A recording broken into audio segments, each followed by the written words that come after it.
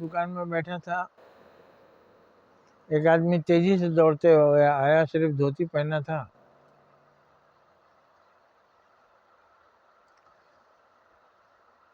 शायद एक बनियान भी पहन रखा था। आते ही बोला, भैया, अरे भैया, मैं बगीचा में मेरा पूरा परिवार है, हम टेंट बनाए थे, पूरा जल गया, कुछ नहीं बचा, सब बच्चे भूख से बिलबिला रहे हैं, कुछ दे दीजिए।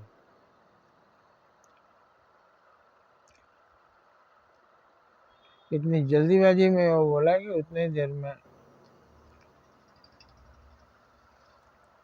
मैंने जेब से 10 का नोट निकाला, उसको दे दिया, वो चला गया आगे। कुछ दिनों के बाद मैं फिर उसी दुकान में बैठा था, वो आदमी उसी तरफ फिर तेजी से आया।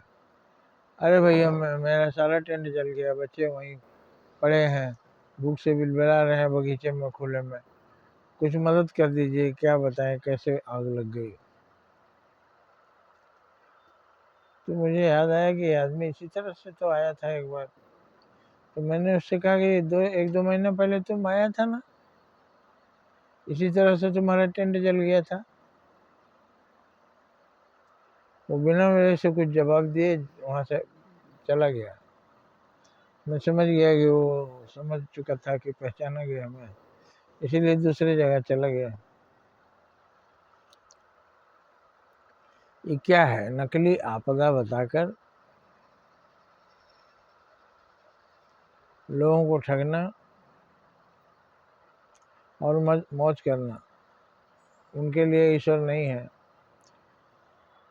सच्चाई कुछ नहीं है, बस जिस तरह से काम चले, रोजी रोटी करके कमाओ, गलत सही कुछ भी नहीं है, उतना शिक्षित भी हो नहीं है। शायद वो भगवान को नहीं मानते, या मानते होंगे तो बोलते होंगे भगवान हम लोगों के पास कुछ नहीं दिए हैं, औरों के पास बहुत कुछ है, तो ठग कर ही लेना पड़ेगा, ऐसे तो कोई देता नहीं। जय हिंद, जय भारत।